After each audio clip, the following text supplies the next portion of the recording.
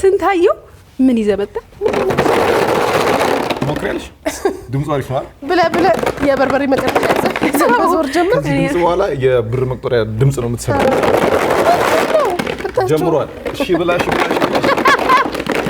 እሺ ቆበላለሁ እውነት ስጠኝ ምን ትበያለሽ ጠጠር እንጃ ቢበላ ነገር ኮነ ጠጠር ከቶ መሰለኝና የእናቴ የበርበሬ ቃት ዘላለች እኔም የቅቤ ቃ ምናምን ምንድነው ውስጡ ያለው እንዴ ሳታሳይ በቃ ለነግራችሁ ነው አሁን ምንም ማድረግ አልችልም ድምጹ በጣም ፈራችሁት ድምጹ ሺ ብላ አዲስ የጀመርነው ፕሮግራም ነው በኋላ ላይ ተጫውተን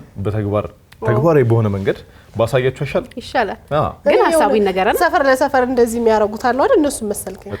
እጣ ምናምን እንደዚህ አይነት እኮ አይና አስኮነ ከዋጣ ልልቀጥል ይችላል በየሰፈሩ መርካቶ ምናምን በጓ የበግጣ ባል 77 አሸናፊ ምናምን ባል ሲደርስ ምናምን በሾርት ኮድ ነው መርካቶ ብትሄጂ በአለም ባይደርስ በእውነት በየቀኑ 76 58 የጣ ቁጥር ምናምን ይያሉ እውነቷን ነው ሁሉ ያለ እኔ ባል ሲደርስ ነበር የሚመስለኝ ባል ሲደርስ የበግ ነው ለባል ስለሚያስፈልግ መርካቶ ምትሄጂ እኔ ብዙ ሽብላ ይባላል ለማንኛውም ሽብላ የፕሮግራሙ ስም ነው ውስጡ የተለያዩ ትዕዛዛቶች አሉ በኋላ ላይ እንጫወተዋለን ፕሮግራሙ ማለት ለተመልካች የሚደርስ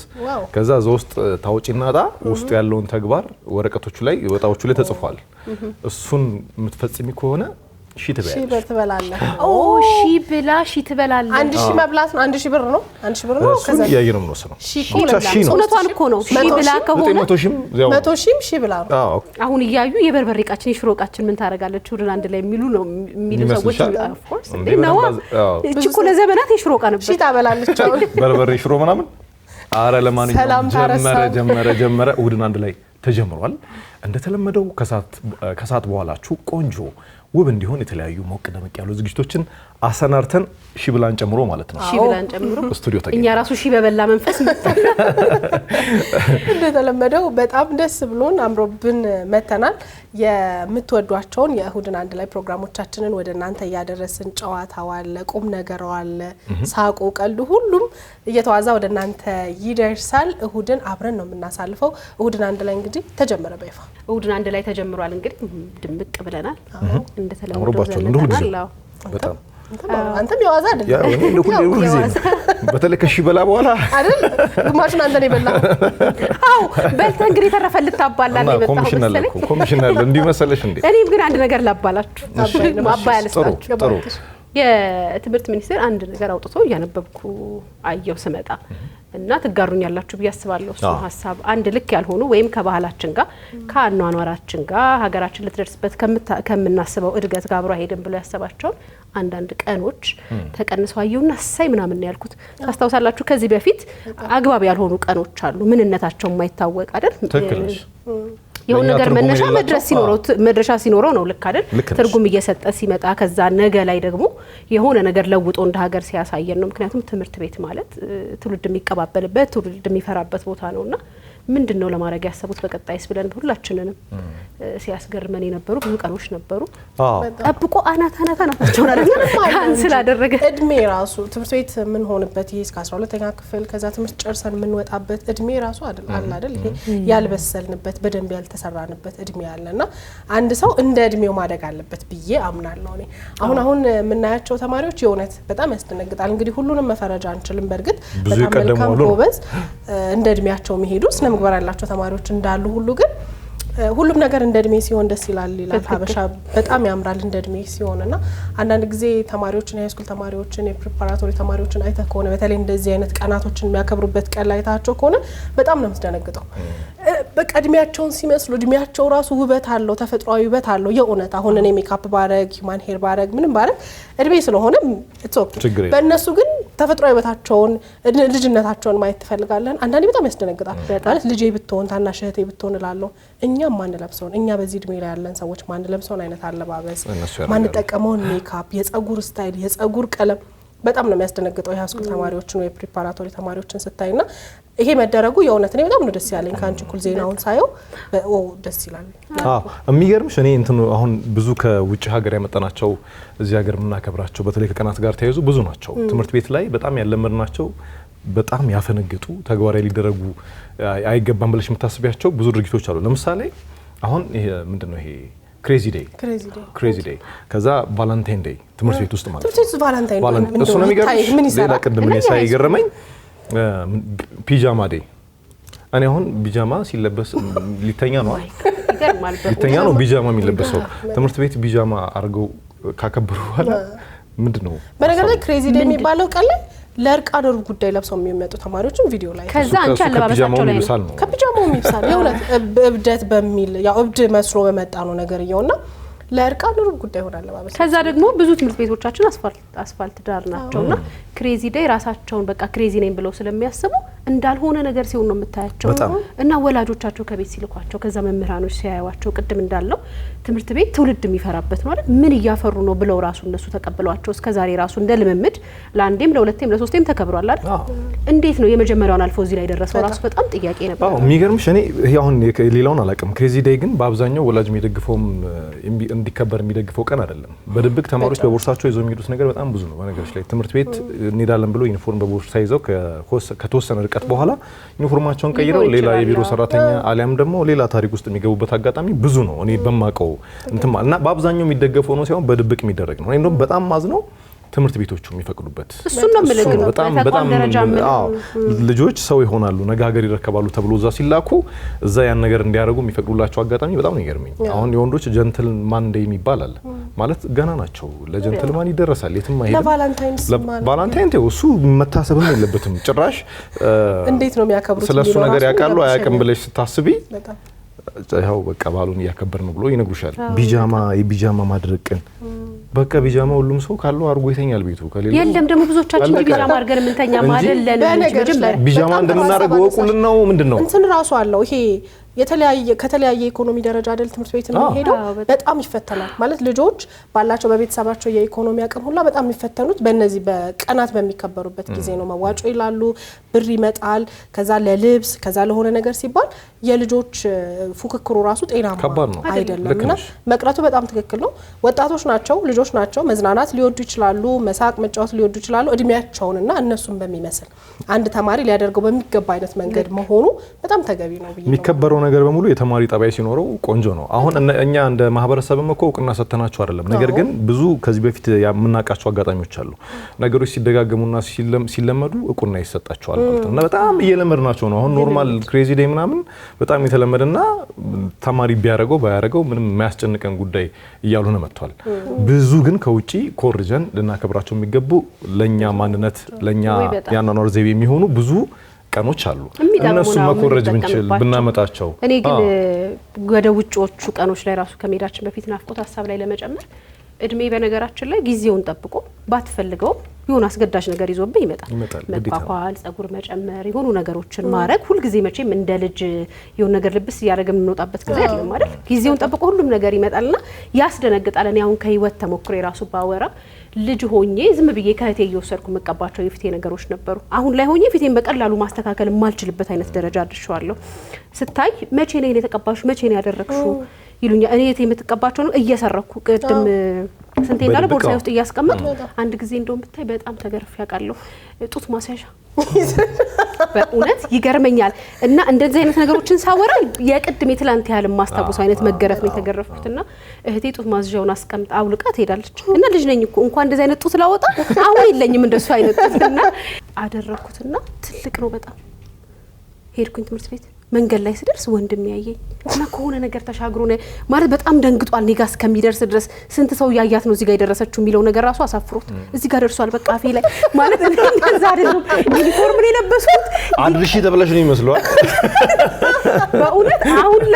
አሁን እኔ እዚህ የደረሰው እንደዛ አይነት ጡት የምወድ ሰው አይደለም። አሁን ላይ ስደርስ በቃ ጡቴ ትልቅ እንዲሆን የምፈልግ ሰው አይደለሁምና አርጌ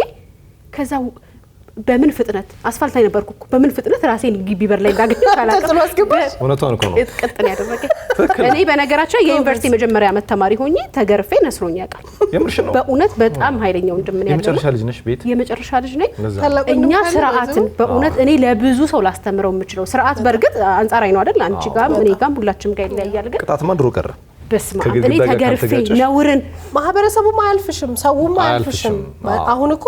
ዩኒፎርም ራሱ መንግስት እግዚአብሔር ይስጠው ለመንግስት ተማሪዎች አሁን ዩኒፎርም ይሰጣል በእኛ ጊዜ ዩኒፎርምሽ እንደፈለግሽ ማሳጠር ምናምን ትቺ ነበርና ትንሽ ከጉልበት እንኳን ትንሽ አጠር ያለ ካለ ጎረቤት ነው የሚነቅ አቺ ይሄ ለብሰሽ በዚህ እድሜሽ ምናምን ትባላለህ ቤት ተረብቀሽ ወጪ አይፈቅዱልሽ የሚያስይዙሽ ጎረቤት ጋር ይደርሳል በደንብ አሁን አንቺ ታንሺ ትዝ ያለኝ ምንድነው በአሁኑ ዘመን ደግሞ ወንዶች ላይ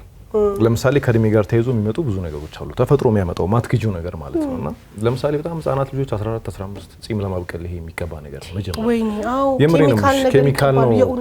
አጉል ጺም ለማውጣት ከፍተኛ የሆነ ጉጉት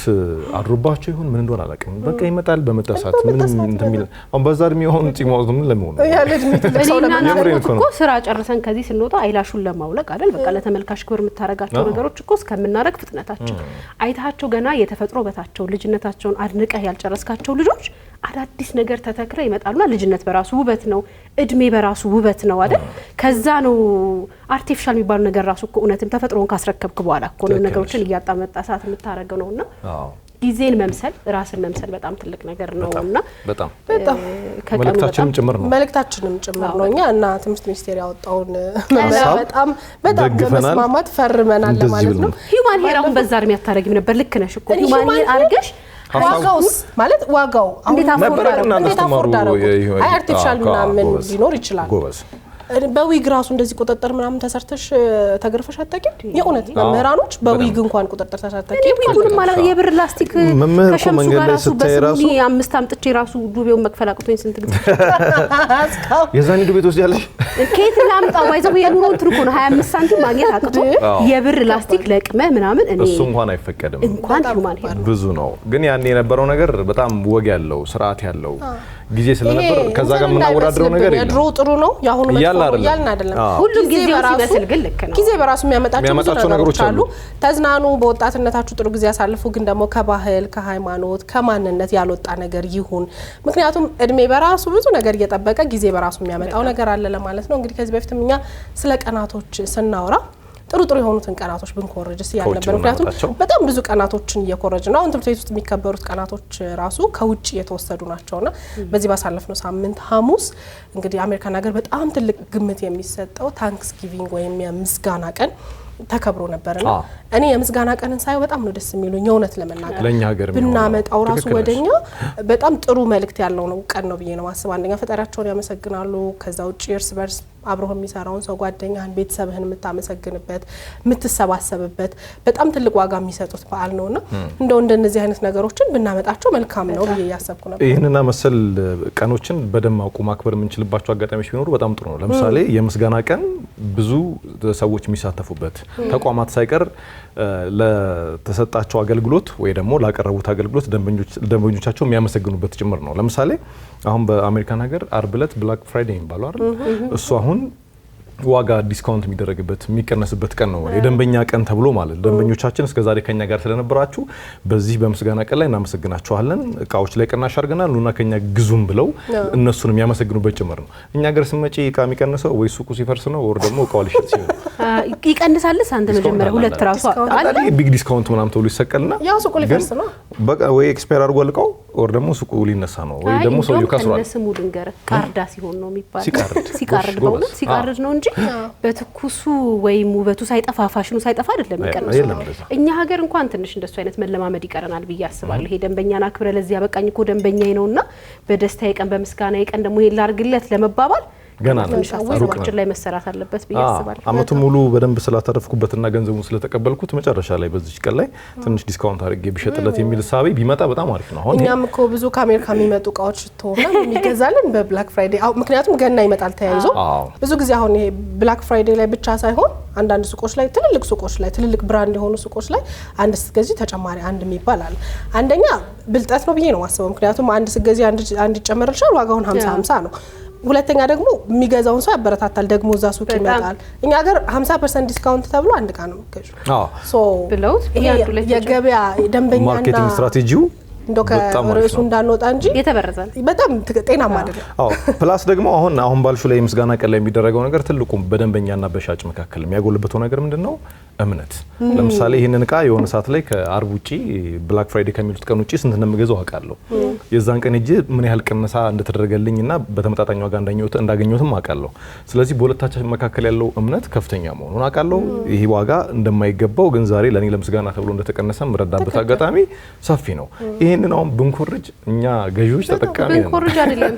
ብናመጣው አንዱን ቀን በ10 ቀን ራሱ በገዛ ብንመነዝረው አይ በ10 ቀን ቀደም የተከለከሉትን ለምን አንመነዝራቸው እኮ እሱ ነው የምልህ እኮ ብዙ ለኛ ልክ ያልሆኑ እንደ ሀገር እንደው ትውልድ የማያነጹ ቀኖች ሰተናቸው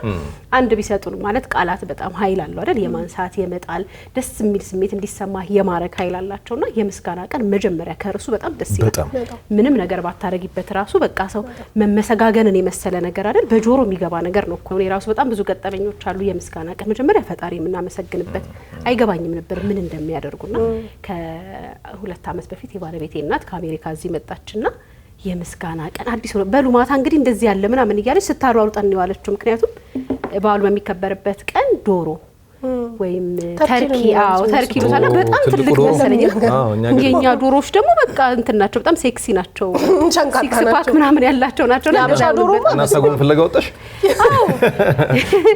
እኔና ባለቤት በያላን እንደውም እኔ የቤቱን ስራ እየሰራው እሱ ተሯሩጦ አመጣና ግን ብቻ ምንድነው ምግቡ ሳይሆን ፈጣሪን በጣም እናመሰግናለን። በጣም ደስ አለኝ ብታይኝ ብቻሽን ማትታገው ነገር ሆኖ ነው እንጂ ሁላችንም እንደሱ አይነት ልማድ ቢኖረን የተመኘውት ነገር በጣም እናመሰግናለን ልጄን ስላገባሽልኝ፣ እኛ ቤት ስለመጣሽ፣ ልጅ ስለወለድሽ ስላደረገሽ ማለት በእያንዳንዱ ነገር በጣም እናመሰግናለንና እንዴት ለጆሮ የሚሞላ አይነት ነገር ነበረው። በጣም ደስ ይላልና ልምምዱን ብንወርስ የምንጠቀምበት በተለይ ደግሞ እንደኛ እንደ ኢትዮጵያዊ እናቶች እኮ መመስገን ያለበት ማለት መኖር አቁሞ እኮ ነው የሚያሳድጉን እና ኤቭሪ ዴይ ራሱ ብታመሰግኛቸው አምጥተን ፈጣሪንም እነሱን የምናመሰግንበት ቢሆን እና ለምሳሌ አንቺ አሁን በብዙ መንገድ ከኔ ጎን ቆመሻል። በስራ ባልደረብነት አብረን ስንሰራ ብዙ ልገልጻቸው ማልችላቸው አንቺ ዋጋ ማሰጫቸው እኔ ጋር ግን ቦታ ያላቸው ብዙ ድርጊቶች ይኖራሉ አንቺ እና በምስጋና ቀን ለምሳሌ አሜሪካኖች ሲያደርጉ ምንድነው የሚሉት ባንቺ ውስጥ ፈጣሪ ነው የሚያመሰግነው። ለምሳሌ ከጎኔ እንደዚህ ጠንካራ ሆና እንድታግዘኝ ሐሳብ እንድትሰጠኝ ናፍቆትን ስለሰጠኝ አመሰግናለሁ። ስለዚህ ያንቺ ለኔ መሰጠት ፈጣሪ የሚያስመሰግን ከሆነ የፈጣሪ ምስጋና እንዳለ ሆኖ አንቺ ምን አይነት ዋጋ እንዳለሽ በደንብ ትረጅበታለሽ። ቤተሰባችን ስለተቀላቀልሽ እግዚአብሔር እናመሰግናለን ምናምን ነው ስትለኝ የነበረው አዲስ ነው ግን በዙሪያሽ ስላለው ነገር በሙሉ እግዚአብሔርን ማመስገን ስለተሰጠሽ ነገር በሙሉ እግዚአብሔርን ማመስገን እንደ ፌስቲቫልም ነገር ነው። እኔ ታንክስጊቪንግ እንግዲህ በፊልሞች በቪዲዮዎች በተለያየ መንገድ ስናየው ከዛ ውጪ በጣም ብዙ አሜሪካን ሀገር የሚኖሩ ኢትዮጵያኖች ብዙ ቀኖች አሉ አሜሪካን አይደል እና ሃሎዊን ምናምን ኢትዮጵያኖች የማይነኳቸው የሚጸየፏቸው ቀናቶች አሉ። ታንክስጊቪንግ ግን የምስጋና ቀንን ግን እንደ ራሳቸው ባህል አድርገው በደንብ ነው የሚያከብሩት። በጣም ቢዚ ህይወት ነው የሚኖሩት፣ ቢዚ ላይፍ ነው። የምስጋና ቀን ግን አትታለፍ የሚሰባሰቡበት ቀን ነው። ከዛ ውጪ በጣም ወደው ይሄ ምግቡን ተሰብስበው ሲሰሩ ራሱ ያለው የምታሳልፈው ጊዜ ራሱ በጣም ትልቅ ቤተሰባዊ ፍቅር፣ የጓደኛ ፍቅር ለባለትዳሮችም እንደዛው ፍቅር የሚያድስ ፍቅር የሚጨምርም ነውና እስኪ ታንክስጊቪንግ ወይም የምስጋና ቀንን ወስደን የሚቀጥለው አመት እናክብረው። ደስ ይለኛል። ደግሞ የሚገርምሽ ቅድም ብላክ ፍራይዴ ብለን የለ ብላክ ፍራይዴ ሱቅ ሄደሽ መትገዣቸው እቃዎች ላይ የሚደረግ ቅነሳ ነው። አሁን ነገ ደግሞ ሰኞ ሳይበር መንዴ ነው መሰለኝ። ሳይበር መንዴ ይባልና ኦንላይን የሚሸጡ ምርቶች ላይ ከፍተኛው ቅናሽ ይደረግና በኦንላይን ምርቶቻቸው የሚሸጡ ነጋዴዎች ደንበኞቻቸውን በሷ አማካኝነት ደግሞ ያመሰግናሉ። በእናታችሁ አሜሪካ እናታስናፍቁ እዚህ ካርዳተውና በደንብ ዲስካውንት አርጋችሁልን እኛም እናመስግን እናንተም እኛን ስለሰጣችሁ አመስግኑ። ግን የዛሬ አመት በእውነት ቆይ እስቲ እንደ ሐሳብ እንያዘውና እንደውም ከሆነ አይቀር ግን እኛም ደግሞ እንደ ቻናል ዋን እናንተን የመሰለ ተመልካች እናንተን የመሰለ ቤተሰብ ስናጠፋ የምታርሙ ጥሩ ስንሰራ የምታበረቱ ጎበዝ እንድንሆን ሩቅ እንድንጓዝ ከኛ ጋር እንድትሆኑ ፈጣሪ እናንተን ስለሰጠን ፈጣሪያችንን እናመሰግናለን።